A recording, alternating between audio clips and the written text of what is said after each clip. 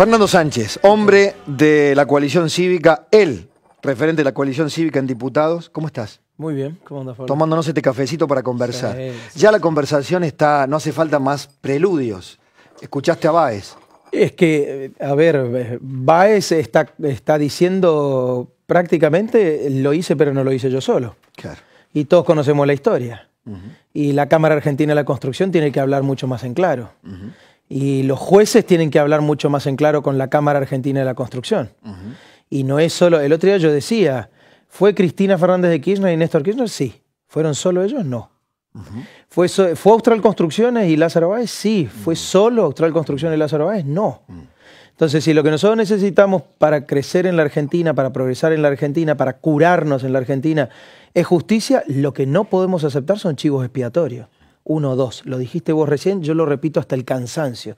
Si no, no es justicia. Ahora, Fernando, eso no pone, digamos, en un cono de sombras o de inquietud al actual gobierno, digo, porque por lo ya sabido, por Calcaterra, por el Primo, por los negocios de obra pública que continúan, por electroingeniería que continúa. Pero mira, yo te diría algo, este gobierno del que formo parte, Cambiemos, tiene la obligación de desarmar el sistema de la obra pública corrupta. Desarmar el sistema de la obra pública corrupta. Tiene la obligación. ¿Se lo ha puesto como objetivo? A ver, somos muchos y nos lo trazamos como objetivo. Es más, salió una nota publicada creo que el domingo, donde planteaba que el gobierno está por mandar el nuevo proyecto de ley de obra pública y muchos de nosotros tenemos otros proyectos porque creemos que no es suficiente solo con publicar en internet los pliegos de licitación de la obra pública. Bien. Yo creo que tiene que haber algo así como una historia clínica de cada una de las obras públicas, porque el negocio puede darse en el club, que es donde se arreglan entre las empresas de obra pública y el Estado para ver quién es la que gana una vez uno, una vez otro, la cartelización de la obra pública. Después están los pliegos armados a medida de uno. Después está el adelanto del anticipo financiero, de ahí se pagaba la coima, normalmente se pagaba la coima de ahí. El anticipo por acopio, que después cuando iban a certificar el acopio de materiales no existía. Bueno, a mí, sí, esa revelación me la han hecho todos. Y siguen las formas, la forma de la coima, la ampliación de obra, la redeterminación de precio. En un país con inflación, la redeterminación de precio es ideal, la situación ideal para poder llevarse la plata sin que nadie se entere. La ampliación de obra, los mayores costos. Entonces, lo que yo propongo son varias medidas, entre ellas un mecanismo de transparentar todo el proceso de cada una de las obras. ¿Por qué? Porque inclusive la Argentina, vos sabrás, Pablo, la Argentina es uno de los pocos países que una obra pública mediana lleva entre 15 y 30 años. Sí. Mediana, digo, de magnitud. Sí, de magnitud. ¿Cuántas veces inauguraron la autovía entre una ciudad importante de Córdoba y una ciudad importante de Santa Fe? Bueno, eso en otros países, de acá cerquita, lleva 5 años. De acá cerquita. Digo, una línea de subterráneo de Chile entera, de Santiago de Chile, lleva 5 años. El otro día hablé con José Cano y está planteando como obra del Plan Belgrano llevar las autopistas hasta el norte. ¿Cuánto nos demandará eso? Pero es que no nos tiene que demandar mucho, y te digo porque hoy hay mucho menos recursos que en la década kirchnerista, pero en la década kirchnerista llovieron los dólares y la infraestructura no está. No. O sea, la infraestructura para sacar los productos de las economías regionales o de las provincias más alejadas de los puertos de Santa Fe, de Buenos Aires, les cuesta mucho a esas provincias. Contame, ya que mencionaste el Club de la Obra Pública. Digo, por eso nosotros vamos a discutir y vamos a discutir en el Congreso y vamos a aportar muchos elementos. Muchos elementos. Ahora, a mí, yo no me conformo con poquito. ¿Hay debate interno ahí? ¿Hay chances de Sí, de hecho, hoy le mandé un mensaje a Laura Alonso, por ejemplo, que creo que está haciendo un buen trabajo. Le digo, Laura, necesito juntarme con vos, lo estoy contando acá. Digo, porque siempre me junto a trabajar con los que tienen ganas de trabajar. Pues nosotros necesitamos dar garantías, porque venimos de la peor situación de la relación entre lo público y lo privado. La peor. Es decir, siempre fue un problema la relación de la obra pública, de las contrataciones del Estado. En esta década, en la década kirchnerista, se sistematizó, se profundizó, lo peor de todo se concentró, se hizo mucho peor. Entonces nosotros tenemos que salir de esa situación.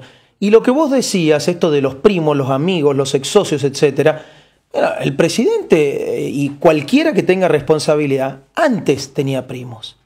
Antes tenía amigos. Eso Hoy es el presidente de la nación. Eso lo ha dicho a quien lo quiera escuchar. Hoy es el presidente de la nación, pero además las reglas lo tienen que ayudar al presidente. Y las leyes tienen que ayudar al gobierno. Y los organismos de control tienen que ayudar al gobierno de Cambiemos, a mi gobierno. A mi gobierno. Fernando, contame algo de... Se habló del Club de la Obra Pública y se conoce por estas horas que las mismas empresas truchas que estaban metidas en la facturación con el gobierno nacional, ¿no? en el tongo con debido para abajo, también estaban en la provincia de Buenos Aires. Son las mismas que aparecen en la denuncia que ha hecho Carrió y su gente contra Scioli. Contame. ¿Y por qué no van a estar? A ver, digamos dos cosas. La diferencia entre Scioli y Cristina o Néstor Kirchner era el carácter con el que conversaba con cualquiera de nosotros. Sí. Era mucho más amable, por lo menos en público. Ahora, el gobierno de la provincia de Buenos Aires defraudó los recursos públicos tanto como el gobierno nacional. Tanto, con los mismos métodos, con la misma lógica, con la misma intensidad. La provincia de Buenos Aires es una provincia rica, llena de problemas, un problema de dimensiones enormes, por tanto necesita buena política y bastantes recursos. Tuvo mala política y defraudación de los recursos. Ahora, la denuncia... ¿Qué se van a perder los empresarios y los políticos que administraron la provincia de Buenos Aires semejante negocio? ¿Qué se iban a perder? La pregunta es si el modus operandi era el mismo. El mismo. El mismo. Con lo cual, Scioli coparticipaba de los métodos, entonces. Absolutamente. Absolutamente. Eso es lo que busca probar Carrió. Cuando Luis Gasulla lo decía recién, nadie se puso a investigar las licitaciones de obra pública, el pago de certificados. Nadie, ni uno de los jueces federales. Uno va por el uso de factura apócrifa, el otro va por la injustificación del patrimonio de no sé quién, el otro va por los hoteles de Cristina, que es el final de la cadena. Ahora, nadie se puso a revisar cada uno de los expedientes de obra pública. La Matrix. La Matrix. Porque ahí vos te vas a dar cuenta cómo se repartían, cómo se digitaba, cómo se pagaba lo que no estaba hecho, quiénes eran, que eran siempre los mismos. Lo que dijo hoy Lázaro Báez, que ganaban las grandes pero subcontrataban a las chicas. Ese era el club. Eso pasaba en todo el país. ¿Cómo no va a pasar en la provincia de Buenos Aires? Ahora, francamente, lo de la denuncia de Lilita, lo que chocó es esa, increíble versión de que se habían llevado 20.000 millones de pesos cash del Banco Provincia de Buenos Aires. No necesariamente es así. No necesariamente es así. Yo no creo que haya sido así. Materialmente es imposible. No, digo, el volumen en plata uno lo puede discutir. Claro. Se discute cuánto se robó en el gobierno de Néstor y de Cristina. Y es mucho. Si vos haces cálculos conservadores, entre un 10 y un 15%, que ya no existe más. Fue mucho más grande el porcentaje de casi todo lo grueso que se administró, pero vos levantás un papel en todos estos años y encontrás un ilícito. Pero si vos sumás obra pública, subsidios a la energía, subsidios al transporte, compras, transferencias, etcétera, vas a encontrar un volumen muy grande. En la provincia de Buenos Aires algo parecido. Y tenés cajas negras, como bien describía Lilita en su denuncia. El juego en la provincia de Buenos Aires es una caja negra gigantesca, que sabemos todos que financian las campañas electorales. Y si no, preguntate por el otro lado, ¿quién financiaba la campaña de Daniel Scioli? Ahora, Lilita también dijo, me sorprende que sea la única que haya hablado sobre esto y que otros no hayan dicho nada en la provincia de Buenos Aires. También, por eso digo, ¿qué está diciendo ahí? Porque hay que romper el sistema. Que cuando uno denuncia el gobierno corrupto de alguien, que es un conjunto de personas, no queda circunscripto en ese grupo de personas y en esas personas que estaban en el gobierno. Se necesita mucha complicidad para eso, complicidad judicial, complicidad de algunos inclusive de tus colegas, y complicidad, por supuesto, de la política de oposición, de la que dice controlar. Pero hubo, mira, vuelvo a decirte, estos fueron los años de la lluvia de dólares. De la lluvia de dólares. Todo lo que le vendíamos al exterior, aún desde las provincias pobres, valía mucha plata. Y entonces había bastante plata. Para solucionar los problemas de la provincia de Buenos Aires, no, a Scioli no se le ocurrió eso. ¿Pero para qué había? Y para adornar a todo el mundo, dicho vulgarmente. Para adornar a todo el mundo. Es así. ¿Y cómo rompes? Y así llegamos acá. Hoy María Eugenia Vidal tiene que torcer una historia difícil. Pero lo va a hacer, ¿cómo rompes la omertá ahí, el silencio corporativo cómplice? Hablando, vos sabés que la palabra de uno, sobre todo en determinados momentos, y yo creo que este es un momento ideal para eso, ideal porque está en los televisores en las casas de la gente, y nuestros conciudadanos están muy cansados y están muy indignados. Entonces dicen, yo voy a hacer un esfuerzo, pero yo quiero verlos presos, y yo quiero ver el sistema cambiando, y yo quiero que me den garantías. Porque ¿qué te dicen? Te dicen, yo les voy a dar la oportunidad, pero no les doy nunca más un cheque en blanco. Entonces, nosotros tenemos la obligación. Y cuando uno habla, sobre todo cuando son pocos los que hablan, en este caso Lilita Carrió es una de las pocas que habló y le puso nombre y apellido a la provincia de Buenos Aires, a Daniel Scioli, personaje simpático. Y eso no...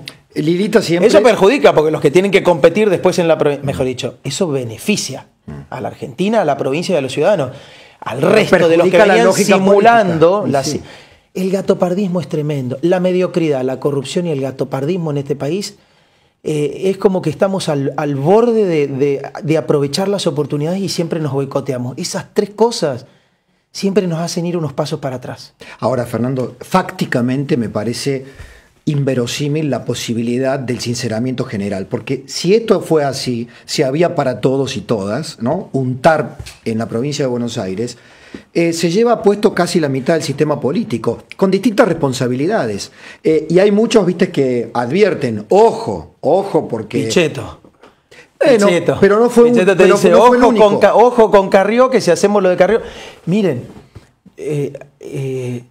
acá no hay que tenerle miedo a la justicia. A la ley, mejor dicho. La justicia es cuando el Poder Judicial aplica la ley. Encarnada en determinados jueces, yo todavía le tengo miedo. Por eso digo, el Poder Judicial cuando aplica la ley es justicia. Cuando no la aplica no es justicia, es Poder Judicial, cómplice. Y esa es la otra. Hay que ir por la renovación del Poder Judicial. No hay que ir por designar los jueces propios de la nueva época. Hay que ir por la renovación del Poder Judicial. Entonces... me parece que hay que elevar la calidad y la fortaleza del control entre los poderes. Y yo no creo que haya que tener miedo. Y bueno, si tienen que ir presos unos cuantos empresarios, que vayan presos.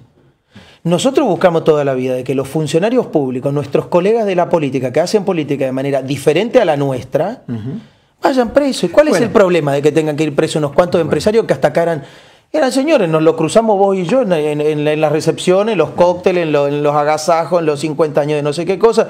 Pero en definitiva todos sabemos que son ricos a costa del pueblo argentino y que vayan presos, a mí qué me importa. Si no les debemos un solo favor. Ni yo ni el pueblo argentino. Mira, mañana tengo un panel en la Unión Industrial de Córdoba, justamente que termina el coloquio de la Unión Industrial, para hablar de república y división de poderes, con el doctor Domingo Cecín, que es el presidente del Tribunal Superior de Justicia de Córdoba, ahí con los empresarios.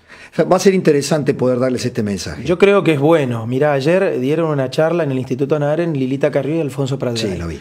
Y la verdad que Lilita decía algo que es muy interesante, cuando desde el gobierno, desde el Estado, a los empresarios, a los inversores, a los que vienen a arriesgar, vos les tenés que garantizar estabilidad legal, para que sepan cuáles son las reglas del juego. También el Estado y los empresarios le tenemos que dar cierta previsibilidad a los ciudadanos, a los consumidores, a los usuarios que tienen derecho. Porque no puede ser que el país, la Argentina, haga plata, o algunos hagan plata especulando. Mira, no existe un país en serio de economía de mercado, pujante, con reglas, sin avasallamiento, que te diga, te vendo una sola botella de aceite, pero te la triplico en precio. El negocio de todo empresario en una economía que se precia de sí, que tiene estas características, es vendo lo más que puedo al menor precio y compito por el consumidor. Con la mayor rentabilidad a partir de competencia interna de costos. La especulación se tiene que terminar y los empresarios tienen que saber que tienen que competir. El que es buen empresario le va a ir bien. Hay posibilidades para hacer negocios, pero con la necesidad de respetar al ciudadano. Si no, no va. Fernando, excelente. Te agradezco mucho. Estaríamos conversando toda la hora. Ahora viene Rosendo Fraga, pero la seguimos, ¿eh? Dale, cómo no. Gracias. Pausa. Ya está Rosendo Fraga con nosotros.